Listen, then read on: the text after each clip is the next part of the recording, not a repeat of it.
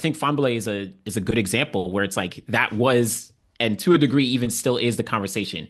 Fix your start, and in the next couple years you'll be, going crazy. And obviously that hasn't come to fruition, which is wild. It's not like Um, he's not trying.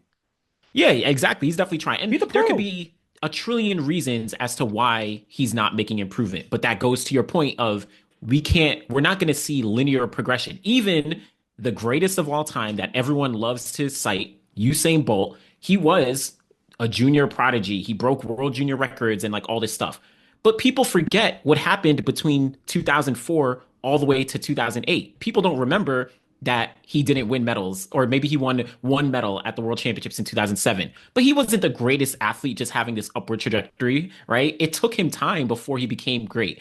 And I think you kind of noted it in your video of Gout Gout, where it's like we may not even see Gout Gout later on. We may see some other athlete who we've never even heard of before, where they weren't a child prodigy. They weren't doing great, right? Like when, I don't know, when, let's say, when Kenny B was 16 years old, nobody knew him. We weren't like following him. Nobody was really following him like Yeah. that. He was just the Even, fastest 200-meter sprinter in the American high schools. That's all he yeah, was. exactly. That's all he And that's was. He what Noah wasn't this Lyles was. prodigy. He was the Same fastest thing. 200-meter sprinter in America as a high school Exactly. kid. That's what he was. But that Exactly. wasn't the next anything. He was just, Exactly. somebody got to be the fastest this year. Exactly. No one in 2000, whatever it was, 2019, when Christian Coleman won the 100-meter gold, ran 9.76. No one was like, oh, yeah, I remember when he broke Usain Bolt's, U20 record or whatever, right? He wasn't on that radar like that. Yes, he was obviously an amazing high school athlete, one of the fastest in high school, of course, NCAA records.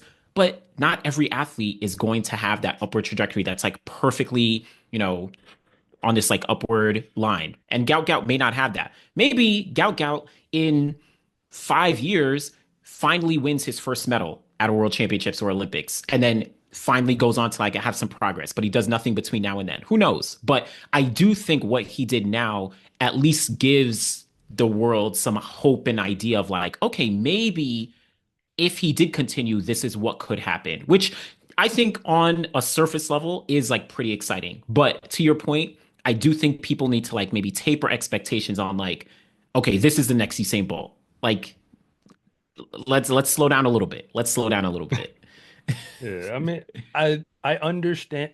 That's why the question I kept asking is why are we so intent on Mm, trying to make that comparison? yep, Because yep. all if we play that game, let's just play the game and assume he is going to have some version of a linear progression. Let's just play the game. Let's just assume everything goes the way y'all say it's going to go. Let's say that the things we want to see in terms of the start, the things that we want to see in terms of obviously, okay, he didn't win World Juniors, but that's fine. He can come back next year and let's say he's at the World Championships and makes the final. Like let's just play this game. The weight of those expectations are going to be astronomical Hmm. on anyone, much less a young person. And I'm going to say the last very unpopular part on this: track and field athletes, all of us, you and me included, for the short time or for the duration we've competed, we generally speaking start off delusional because for the most part, you were really good wherever you were. And that's what made you want to keep doing this. You didn't know exactly what it took. And then you get to this moment, like a Trayvon Bromell, who was always the fastest in high school, win the NCAAs as a freshman in college. Go sophomore year, loses to Andre DeGrasse, which if you're going to lose, I guess Yep. he left Olympic gold medalist in the future. So I guess it's passable.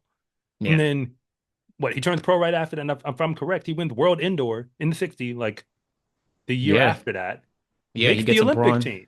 Yeah, he gets bronze in 2015 at Worlds, him and Andre. Then he wins World Indoors, and like you said, makes the Olympic team. So it went bang, bang, bang. How do people talk about Trayvon today? I know it's true. This is not about, I am a Trayvon fan. When I say fan, I mean fan. Like I enjoy watching him sprint. What I'm saying is the rhetoric, the narrative. How do we talk about him? So you see what I mean? Like even if it go the way y'all want it to go, the weight that we put on them is it could crush anybody. Mm, yeah, that's a really good point. That is a really good point. That weight you put on an athlete, because and even so, because Trayvon's a good example where even him, I don't know if people were putting like this kind of hype behind him, like Yeah. the way that they're putting for Gout Gout when he Nah, was in high school, they were not putting this kind of hype. nah. So I could only imagine for someone like Gout Gout, where it's like, okay, you're the next up. You not only are you next up, you are the next greatest ever. You are going to replace Usain Bolt.